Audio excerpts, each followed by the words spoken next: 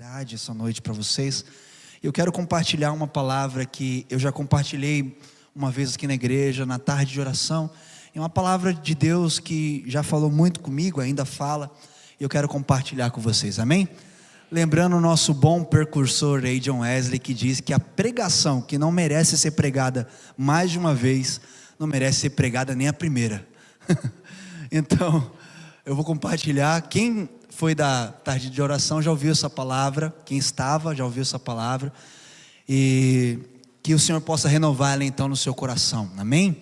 Que a palavra do Senhor ela se renova a cada manhã. Quantos creem digam amém? Eu quero falar essa noite sobre 5 coisas que Deus nunca viu. Repita comigo, 5 coisas que Deus nunca viu. Quero convidar você a abrir em Gênesis capítulo 1, verso de número 31. E se você puder deixar a sua Bíblia aberta, deixa ela aberta aí, por enquanto. Gênesis capítulo 1, verso de número 31.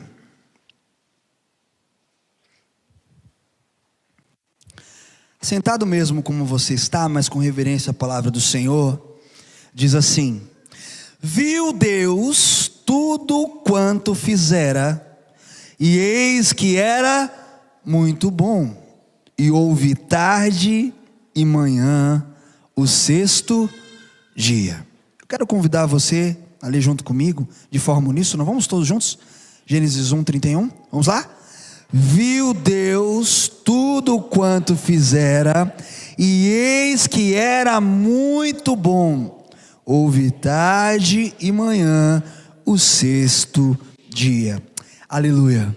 Meu irmão, minha irmã, talvez você possa estar perguntando: pastor, existe alguma coisa que Deus não possa ver, ou que Deus nunca viu? Sim, eu quero pontuar 5 para vocês essa noite. Mas, meu irmão, minha irmã, esse Deus que vê, esse Deus que tudo enxerga, deixou passar batido 5 coisas que ele nunca viu.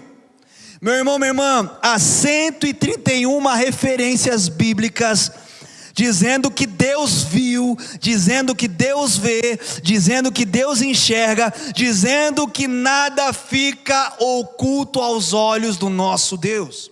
131 referências bíblicas, e só nesse capítulo 1 aqui que nós lemos o verso de número 31 apenas, só no capítulo 1 de Gênesis é mencionado 7 vezes que Deus viu, que Deus enxerga, que Deus vê, e que nada fica oculto aos olhos de Deus. No verso 4 vai dizer que Deus viu, no verso 10 vai dizer que Deus viu, no verso 12 vai dizer que Deus viu, no verso 17 vai dizer que Deus viu, no verso 21 vai dizer que Deus viu, no verso 24 vai dizer que Deus viu, no verso 31 vai dizer que Deus viu. Até o próprio Jó, no momento de dor, de angústia, lá no Jó capítulo 10, verso de número 4, ele diz: acaso o Senhor Deus tem olhos de carne?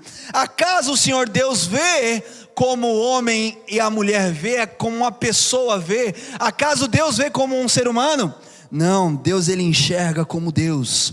Ele não tem olhos de carne, ele tem olhos celestiais, olhos divinos, olhos de fogo, e ele tudo enxerga.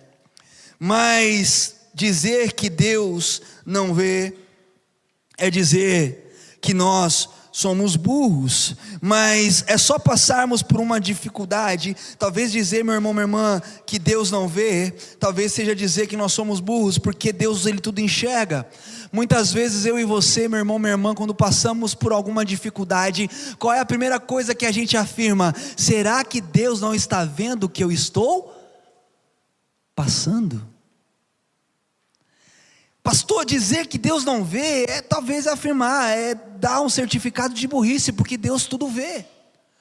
Meu irmão, minha irmã, mas a primeira dificuldade que eu e você temos, na primeira luta, na primeira prova que eu e você temos, o que eu e você dizemos de primeira é: será que Deus não está vendo o que está acontecendo comigo?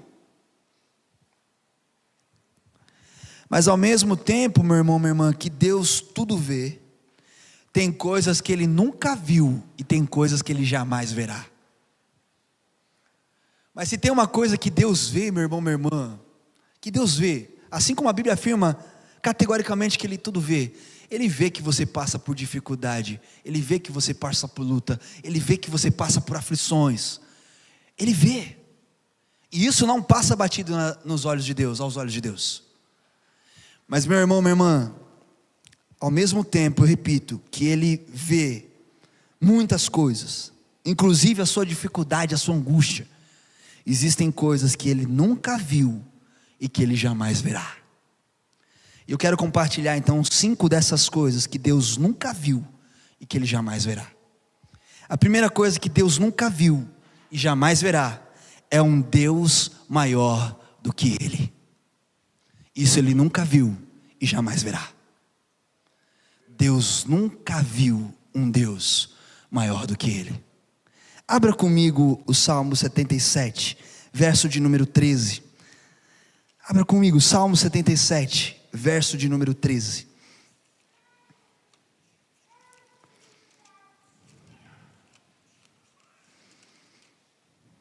Salmo 77, verso de número 13, diz assim: O teu caminho, ó Deus, é de santidade. Que Deus é tão grande como o nosso Deus? Pergunta para a pessoa que está do seu lado aí: que Deus é tão grande como o nosso Deus?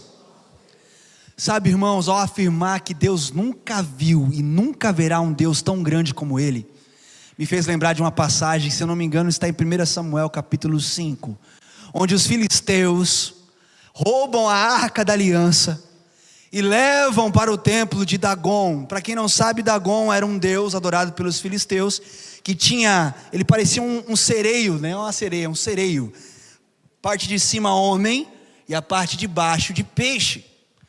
E no templo de Dagon, os filisteus então, para zombarem de Deus, roubaram a arca da aliança, levaram ao templo de Dagon, e Dagon tinha uma estátua muito grande no templo de Astarote, e colocaram lá a arca do Senhor roubada na frente de Dagon para zombar, porque a arca do Senhor carregava no Antigo Testamento o que ali dentro? A presença do próprio Deus. Para zombar de Deus, zombar do povo hebreu, eles colocaram essa arca aos pés de Dagon, na cauda de Dagon, e começaram a gritar: não há Deus, lá fora fazendo culto na noite, não há Deus como maior que Dagon, não há Deus maior do que Dagon, não há Deus maior do que Dagon, não há Deus maior do que Dagon, e zombando de Deus, zombando na presença de Deus, zombando de quem Deus era, ali desfazendo a presença de Deus. Mas a Bíblia diz, e a sua Bíblia diz, meu irmão, minha irmã, que quando deu meia-noite, eles cantando não existe Deus como Dagon, quando deu meia-noite, meu irmão, minha irmã, houve um estrondo naquele templo, e quando entraram lá dentro, viram a estátua de Dagon curvada diante da arca da aliança. Sabe por quê, meu irmão, minha irmã? Porque não existe Deus maior que o nosso Deus.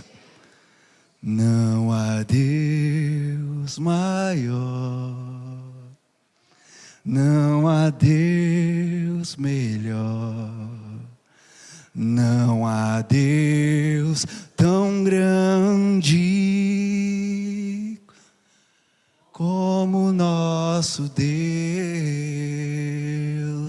Meu irmão, minha irmã, Deus nunca viu e nunca verá um Deus maior do que Ele. Só quem quer aplauda a esse Deus, exalte esse Deus. Aleluia. Segunda coisa que Deus nunca viu e jamais verá. Deus nunca viu e jamais verá um problema que Ele não possa resolver. Fala para a pessoa que está do seu lado aí: não importa o tamanho do seu problema, se Deus é grande, o seu problema é pequeno. Quem crê, diga amém. Abra comigo em Lucas capítulo de número 1, Lucas capítulo de número 1, verso 37. Lucas 1, verso 37.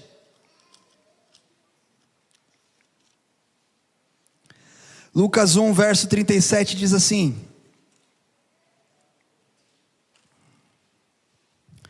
porque para Deus não haverá impossíveis em todas as suas promessas. Meu irmão, minha irmã, talvez eu e você achamos que os nossos problemas são grandes demais, mas quando nós olhamos para o tamanho do nosso Deus, quando nós entendemos a soberania, o poder, a graça e a unção e a manifestação da misericórdia de Deus sobre a nossa vida, não existe problema que Ele não possa resolver, não existe problema que Ele não possa, meu irmão, minha irmã, colocar diante dEle e aniquilar esse problema, porque se Deus quiser, meu irmão, resolver o meu problema e o seu problema, Ele resolve. Mas eu tenho dito e tenho pregado aqui várias vezes, que mais do que resolver o seu problema, Deus quer resolver a sua vida. Resolver problemas é fácil para Deus, mas às vezes Deus não consegue resolver a sua vida, porque você não deixa. Deus quer mais do que resolver problemas, Ele quer resolver vida, e a sua vida, porque uma vida resolvida, igreja, resolve problemas. Fala para a pessoa que está do seu lado: uma vida resolvida resolve problemas. Meu irmão, minha irmã, eu lembro, na época que eu era seminarista, eu contei isso aqui, esse testemunho, na terça-feira da oração. Nós tínhamos uma irmã da intercessão, o nome dela é irmã Joaninha, ela está em Taboão até hoje, esses dias foi aniversário dela.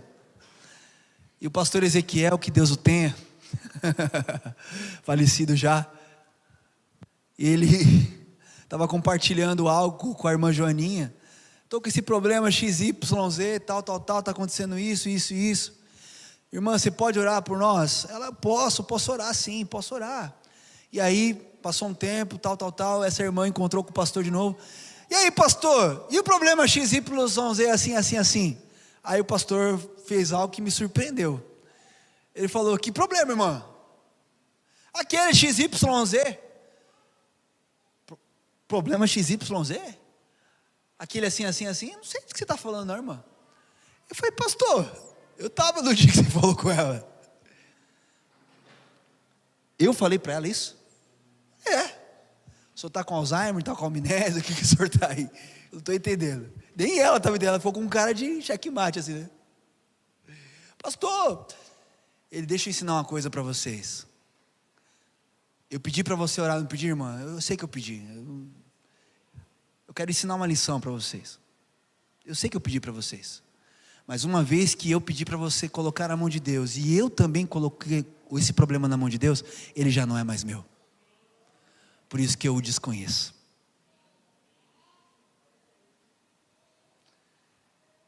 Eu, meu irmão, minha irmã, vou dizer para você, eu nunca recebi uma lição tão direta como essa. Porque às vezes a gente coloca os problemas na mão de Deus e toma eles de volta, porque eles são nossos. Mas se você entregar eles para Deus, passa a ser de Deus, porque para Deus não existe impossíveis. Para Deus não existem problemas impossíveis. Para Deus não existem problemas maiores do que Ele. Meu irmão, minha irmã, eu não sei qual é o problema que você está passando. Se você entregar na mão de Deus, deixa na conta dEle. Deixa que Ele resolve. Esse problema não vai ser mais seu, agora é com Ele. Quando eu entrego um problema na mão de Deus, meu irmão, minha irmã, esse problema não é mais meu, agora é dEle. E com certeza, meu irmão, minha irmã, Ele resolve melhor do que eu e do que você. Quantos creem nisso? Você crê nisso mesmo? Ou você vai ficar pegando o problema da mão de Deus de novo? Olha lá, hein? Entrega ao Senhor, confia nele, e o mais, entrega teu caminho ao Senhor, confia nele, e o mais te devolverá, o mais Ele fará. Amém? Terceiro, meu irmão, minha irmã. Terceiro, o que Deus nunca viu e jamais verá, além de um Deus maior do que Ele, além de um problema que Ele não possa resolver, Deus nunca viu e jamais verá um doente que Ele não possa curar. Abra comigo em Marcos capítulo 2. Marcos capítulo 2.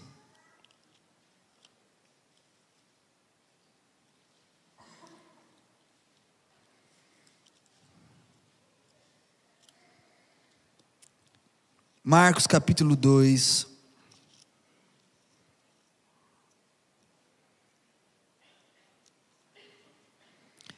Verso de número 13 ao verso de número 17. Diz assim: Marcos 2, do 13 ao 17. De novo saiu Jesus para junto do mar, e toda a multidão vinha ao seu encontro, e ele os ensinava. Quando ia passando, viu Levi, filho de Alfeu, sentado na coletoria, e disse: segue-me. Esse levantou e o seguiu. Achando-se Jesus à mesa na casa de Levi, estava juntamente com ele, com seus discípulos, muitos publicanos e pecadores, e este era um grande número, e também o seguiam os escribas os fariseus, vendo comer na companhia de pecadores e publicanos, perguntavam aos discípulos dele: porque esse come e bebe com publicanos e com pecadores? Tendo Jesus ouvido isso, respondeu-lhes: os sãos não precisam de médico, e sim os doentes. Não vim chamar justos, e sim pecadores. Meu irmão, minha irmã, Jesus, Ele é o médico dos médicos. Ele não veio para quem está são, Ele veio para quem está doente. Meu irmão, minha irmã, não há nenhuma doença que Deus, se Ele quiser curar, Ele não possa curar. Meu irmão, minha irmã, não existe nenhum problema físico que, se Deus quiser curar, agora Ele possa fazer. Eu sei que por causa de diversos programas de shows da fé, que ficam brincando com a fé, e que ficam brincando com essas questões de cura e etc. na televisão, em tantos programas, a gente diminuiu a nossa crença e talvez a nossa expectativa num Deus de que cura. Mas Deus ainda cura, e Ele veio para aqueles que estão doentes. Meu irmão, minha irmã, quando Deus quer curar alguém, Ele cura, e Ele glorifica o nome dEle através da cura. Mas meu irmão, minha irmã, quando Ele não quer curar alguém, nós é que glorificamos o nome dEle por cuidar de nós.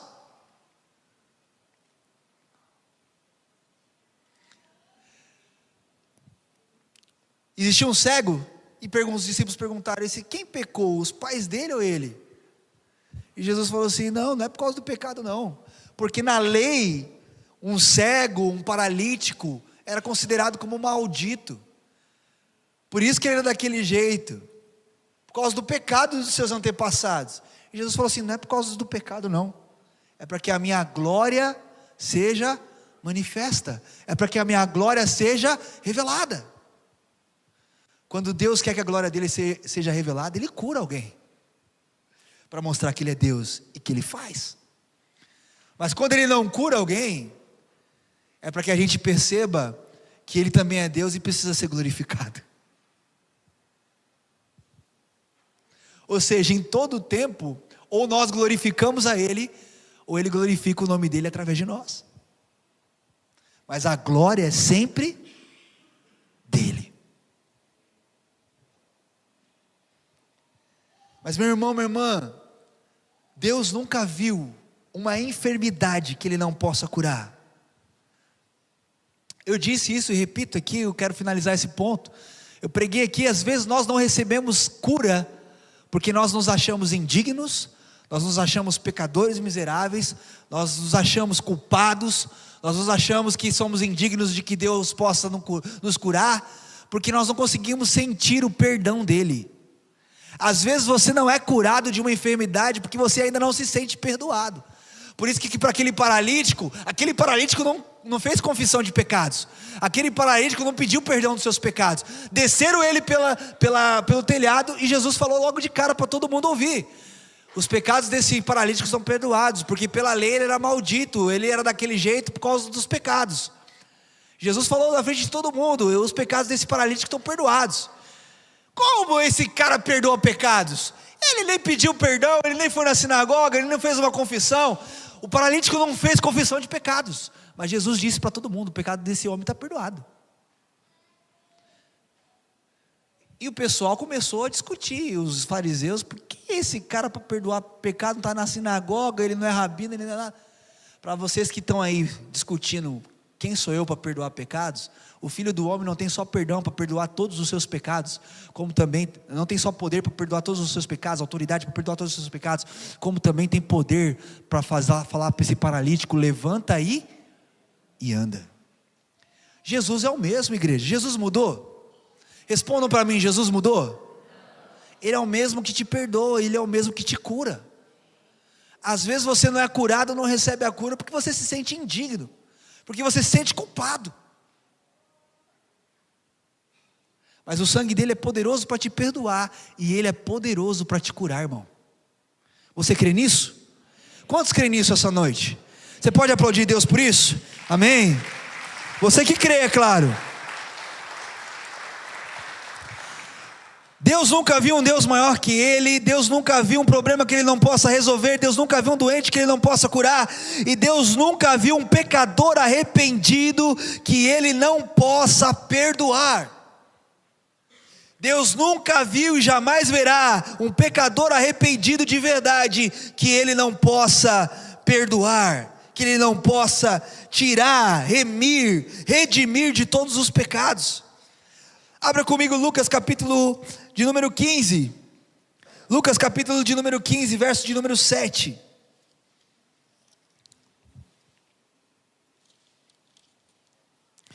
Lucas 15, verso 7 diz assim: digo-vos que ainda haverá maior júbilo no céu por um pecador que se arrepende, do que por 99 justos que não necessitam de arrependimento. Meu irmão, minha irmã, existe perdão, e nós já pregamos sobre isso, ilimitado de Deus para a sua vida. Talvez você está há anos na igreja, sentando nesses bancos há anos, assim como eu um dia sentei, e às vezes você se sente pesado, culpado, indigno, não merecedor. Às vezes você sente que Deus se afastou de você por causa do seu pecado. Às vezes você olha para as coisas e ainda tem a mentalidade da nova aliança, porque você vai olhar o texto de Davi, aliás de Isaías, e vai olhar lá que Isaías disse que o nosso pecado nos separou de Deus. Aí você fica com essa palavra de Isaías, mas esquece que Jesus veio, e aquela separação que existia por causa do nosso pecado entre nós e Deus não existe mais. A cruz foi uma ponte que nos uniu a Deus, e o nosso pecado jamais vai nos separar de Deus, a não ser que você, meu irmão, minha irmã, viva até o fim dos seus dias atolado na lama do pecado, escravizado pelo pecado. Mas não foi para isso que Jesus te salvou. E Jesus não nos salva só para nos levar para o céu. Jesus nos salva também, nos livra também, nos libertou também do pecado, para que a gente não peque mais. Deus nunca viu, igreja, nunca verá um pecador arrependido que Ele não possa perdoar. Tem pecador arrependido aqui essa noite? Amém, meu irmão? Tem uma meia dúzia aqui. Tem pecador arrependido aqui essa noite? Amém? Meu irmão, minha irmã, a hora que você dobrar os seus joelhos e você estiver arrependido dos seus maus caminhos, com certeza há perdão de sobra para você. Só que não abuse da graça de Deus. Não abuse da graça de Deus. Ah, tem perdão de sobra para mim, pastor? Então eu vou chutar a jaca, eu vou chutar o pau da barraca, eu vou pisar na jaca, eu vou chutar o balde. Tem perdão de sobra, vamos pecar de sobra também. Está pensando assim, está pensando errado. Você não entendeu a graça de Deus. Que diremos, pois, à vista dessas coisas? Então, se onde abundou o pecado, superabundou a graça, eu tenho que ficar então pecando toda hora, demasiadamente? Romanos capítulo 6, Paulo vai dizer: não, Nanina, não. Não é isso. Quando você pecar por erro, por falha, por acidente, sempre tem perdão para você. Mas não abuse da graça de Deus. Não abuse da graça de Deus. Mas meu irmão, Deus nunca viu e nunca verá um pecador, uma pecadora arrependido de verdade, que Ele não possa perdoar. Talvez se você entrou aqui ainda e ainda não se arrependeu verdadeiramente, porque existe remorso, viu, igreja? Durante muitos anos na igreja eu pedia perdão por remorso e não por verdadeiro arrependimento. E quando a gente pede perdão por remorso, o que acontece? A gente peca de novo na mesma coisa, porque a gente não se arrependeu de verdade. Quem se arrepende de verdade, a palavra arrependimento significa metanoia, significa mudança de consciência, mudança de mentalidade. E quem se arrepende de verdade, meu irmão, minha irmã, abandona o pecado, muda a rota, muda a cabeça. E Deus nunca viu e nem nunca verá um pecador que mude a sua cabeça em relação ao pecado, que Ele não possa perdoar.